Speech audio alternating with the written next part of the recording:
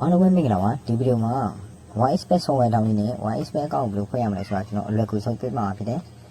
ဒါဆိုရင်ကျွန်တော် YSpace application ကို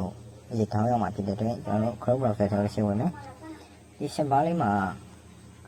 YSpace application လေးကိုရိုက်ချလိုက်ကြ YSpace application ကိုရိုက်ချလိုက်ပါ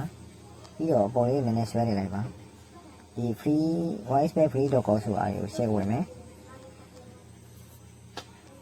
ဒါဆိုရင်ကျွန်တော်တို့ဒီမှာ YSpace application ကို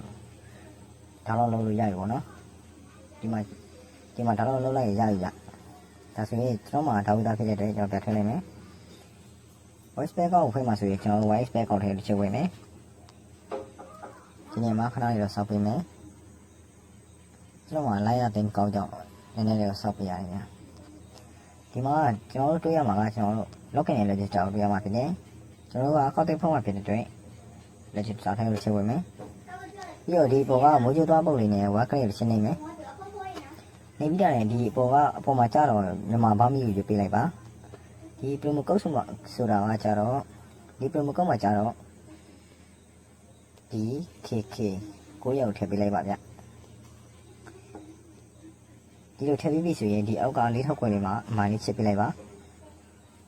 ပြီးတော့လည်း register ကိုချက်ထည့်နေပေးပါဗျဒီနေ့ရောက်ပါလို့ရှိရင်ကျွန်တော်တို့ကဒီမှာပြထားတဲ့ပုံလေးကိုကျွန်တော်လည်းရွှေ့ပေးလိုက်ပါရွှေ့ပြီးတော့ကျွန်တော်လောက်လိုက်ပါတော့ဒါဆိုရင်ရပြီပေါ့နော်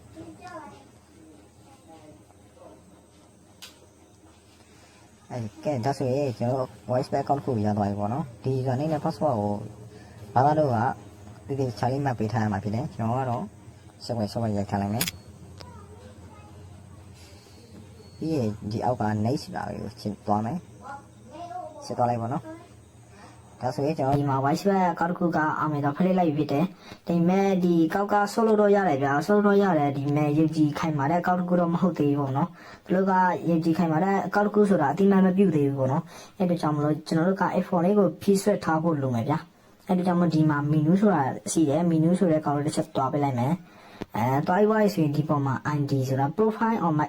profile ဆိုတဲ့ ID ပုံလေးနဲ့တည်တာကောက်လေးချက်နှိပ်ပေးလိုက်မယ်နေပါဆိုရင်ဒီမှာအတားအတဲဆိုတာရှိတယ်ဗျာဒီမှာခဲတဲ့ပုံလေးနဲ့ဒီကောက်လေးကျွန်တော်ချက်နှိပ်ပေးလိုက်မယ်နေပါဆိုရင်နာမည်ရယ်မိတ်ဆွေရယ်မွေးတက်ကရယ်မိတ်ဆွေရယ်နေထိုင်ရာမြို့တွေရယ်တိုက်ဒေသကြီးရယ်ဘာညာမတ်ပုတ်တွေရယ်ထည့်ပြရမှာပေါ့နော်အသေးစိတ်ကိုဆက်ပြောက်ပေးတော့မှာပဲဖြစ်တယ်ဗျကျွန်တော်ကဒီမှာစာလေးဆိုတာကြတော့ပါလဲဆိုတော့ညီကိုရဲ့နာမည်ကကိုအောင်ဆိုရင်ဘယ်လိုလဲဆိုတော့ဒီကိုရဲ့နာမည်ကိုအောင်ဆိုရင်ဒီမှာအစမှာကိုအောင်ကိုလို့မထည့်ပဲနဲ့ဒီမှာပေါ့နော်ဒီမှာညီကိုလို့ထည့်မယ်ဆိုရင်ဒီလိုထည့်မှာပေါ့နော်ဒီမှာကိုအောင်ဆိုရင်အဲ့လိုထည့်မှာပေါ့ဒီမှာဆိုကိုအောင်ဒီမှာကိုအောင်အစမှာလည်းကိုအနောက်မှာလည်းအောင်ကိုအောင်ပေါ့နော်အဲ့လိုမထည့်ဘူးဗျအဲ့လိုထည့်မယ်ဆိုရင်နာမည်ကဒီအကောင့်ထဲရောက်သွားပြီပြောင်းပြန်ဖြစ်သွားမှာနော်အောင်ကိုဆိုပြီးတော့ဖြစ်သွားမှာနော်အဲ့ဒီတော့ကိုအောင်ထည့်ချင်တယ်ဆိုရင်ဒီအစိနာမည်ကိုကြတော့ဒီမှာထည့်ပေါ့နော်ကိုထည့်ပြီးတော့အနောက်နာမည်အောင်ကကြတော့ဒီအစိမှာထည့်ပေါ့နော်နောက်နာမည်အောင်ကြတော့ဒီမှာအင်ဂျီဒီမှာကိုအောင်ဒီမှာအောက်ကိုဆိုပြီးတော့ထည့်ပြီးပေါ့နော်ကိုအောင်ဆိုရင်အောက်ကိုလို့ထည့်ပြီးကိုပိုင်ဆိုရင်ဒီမှာကိုပိုင်ဆိုရင်ပိုက်ကိုလို့ထည့်ပြီးပါပေါ့နော်ထည့်ပြီးပါဆိုရင်ဒီမှာကြတော့မိတ်ဆွေနာမည်3လုံးပေါ့နော်3လုံးဆိုရင်ဒီမှာ3လုံးဆိုရင်2ယောက်ထက်နှလုံးပဲဆိုရင်နှလုံးပဲထက်ဒီမှာ3လုံးဆိုရင်တော့3လုံး2ယောက်ထက်နှလုံးပဲဆိုရင်ဒီနေရာတစ်ခုပဲထည့်မယ်ဒီကားကြတော့ထက်ကြအောင်လို့ပေါ့နော်ပြီးတော့ဒီမှာ date of birth ဆိုတာကြတော့ဒီမှာညီကိုရဲ့မွေးတက်ကိတ်ကိုပြောတာဖြစ်တယ်ဗျညီကိုရဲ့မွေးတက်ကိတ်ကဘယ်လောက်မှမွေးရလဲပေါ့နော်ကျွန်တော်မွေးတဲ့လောက်ကိုကျွန်တော်ထည့်ပေးရမှာဖြစ်တယ်ဗျထပ်ပြီးပါဆိုရင်ဒီအောက်မှာကျတော့ညီကဘယ်မြို့မှာမွေးရလဲပေါ့နော်ကိုမွေးတဲ့မြို့ကိုထပ်ပြီးရမှာဖြစ်တယ်ဗျညီတို့ကရန်ကုန်မှာမွေးရဆိုရင်ရန်ကုန်လို့ပဲထည့်ပေးပါဗျ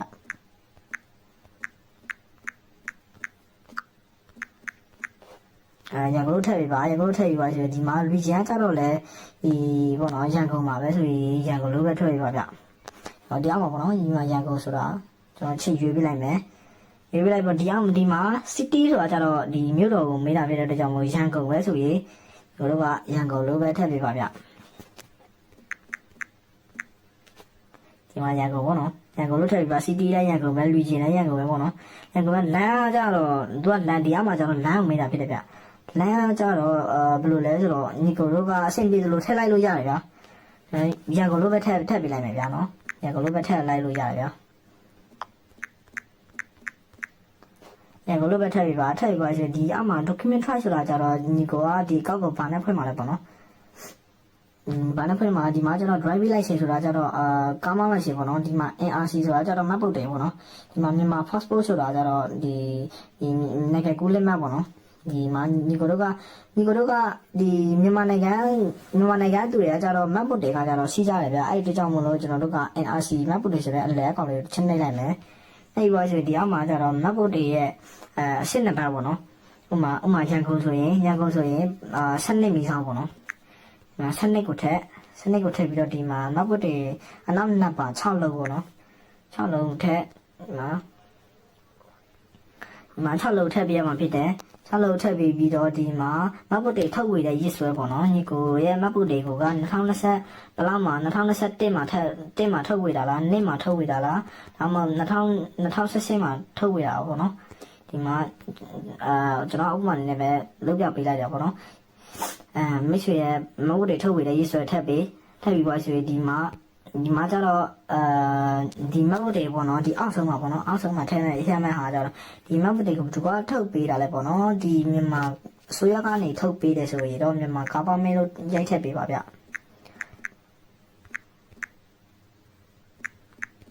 မြန်မာကဘာမလို့ရက်ချက်ပြီးပါဆိုရင်ဒီအောက်မှာ save ဆိုတယ်ဒီမှာညီကိုပြည့်စုံထားတဲ့ info လေးကိုသိချပြ save ပေါ့နော်မှန်ကန်ပြီဆိုရင်မှန်ကန်သွားပြီဆိုရင်ဒီအောက်မှာ save ဆိုတာလေးကျွန်တော်ချင်းနေပြလိုက်ပါပေါ့နော်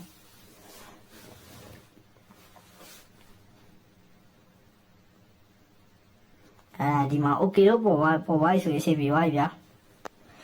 ဒီပါဆိုရင်မရှိရဲ့ချက်လက်တွေကဒီမှာပြည့်စုံထားပြီပေါ့နော်ဒီမှာကိုအောင်ဆိုတဲ့နာမည်လေးနဲ့ပြီးသွားပြီဆိုရင်ညီကိုတို့ဒီမှာပေါ့နော်ဖုန်းနံပါတ်လိပ်ဆိုတာရှိတယ်ဗျာ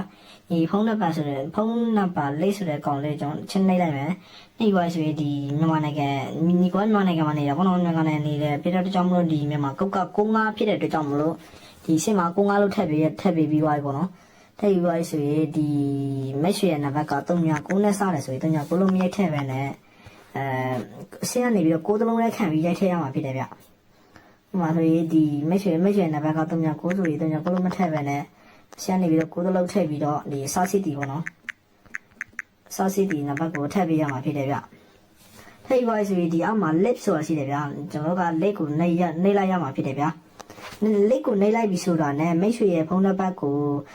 ကုတ်ကြလာလိမ့်မယ်ဗျကြလာတဲ့ကုတ်ကိုဒီမှာသူထက်ခိုင်းတဲ့ကုတ်နေရောက်သွားနိုင်မယ်ဗျထက်ခိုင်းတဲ့ကုတ်နေရောက်သွားပြီဆိုရင်ဒီဖုန်းနံပါတ်ကိုကြားလာတဲ့ကုတ်ကိုဒီကုတ်နေမှာထည့်ပေးလိုက်ဆိုရင်မက်ရွှေအကောက်ကခိုင်မာရုပ်ကြီးခိုင်မာတဲ့အကောက်တစ်ခုဖြစ်သွားပြီနော်ခုဆို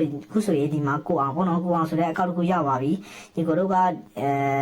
ငွေတိုင်းပြီးတော့ဆော့ကစားလို့ရပါပြီဗျာရုပ်ကြီးတဲ့ခိုင်မာတဲ့အကောက်တစ်ခုရောက်သွားပြီဆိုတော့ရုပ်ကြီးနဲ့ဆော့ကစားလို့ရပြီဆိုတဲ့အကြောင်းကိုလည်းသတင်းအောင်ပါလိုက်ပါတယ်